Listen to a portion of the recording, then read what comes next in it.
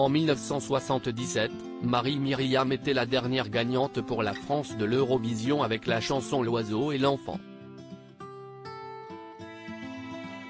Un an après sa victoire, la chanteuse avait épousé Michel Elmosnino, directeur artistique chez Polydor. Si le couple était très heureux, la jolie blonde a perdu son mari le 20 décembre 2013. Vendredi 27 mai 2022, pour France Dimanche, elle a expliqué combien sa disparition avait été difficile. Ça a été si brutal. Le SAMU a d'ailleurs reconnu que, même s'il avait fait son infarctus en milieu hospitalier, il n'aurait pas pu le sauver. C'était la veille de Noël. Les lits étaient faits, les frigos remplis, et puis patatras. Michel m'a dit qu'il ne se sentait pas bien.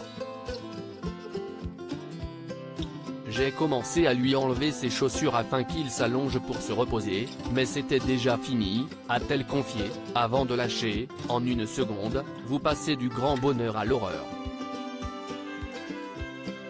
Plus de 8 ans après la mort de son mari, Marie-Myriam s'est souvenue, ces minutes passées à lui faire un massage cardiaque en attendant les secours, m'ont paru une éternité.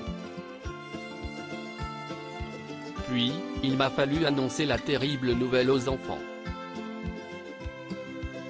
Sachant à quel point, j'allais leur faire mal, je n'ai été meurtri au plus profond de mon être. Depuis, je ne fais plus de sapin.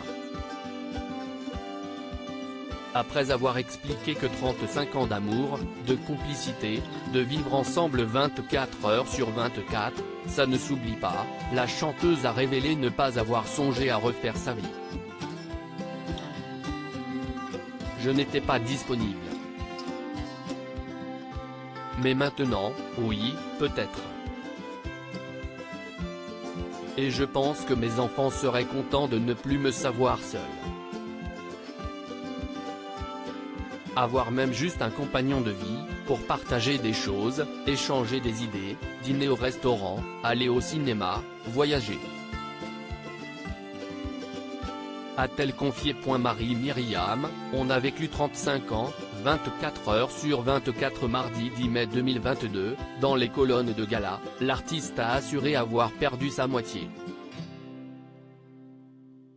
Avec émotion, elle a partagé, j'ai travaillé avec lui pendant 35 ans dans les studios. On a vécu 35 ans, 24 heures sur 24. C'était difficile. Je me sentais nu, abandonné avec une moitié de moi. Si est-il pire qu'une séparation?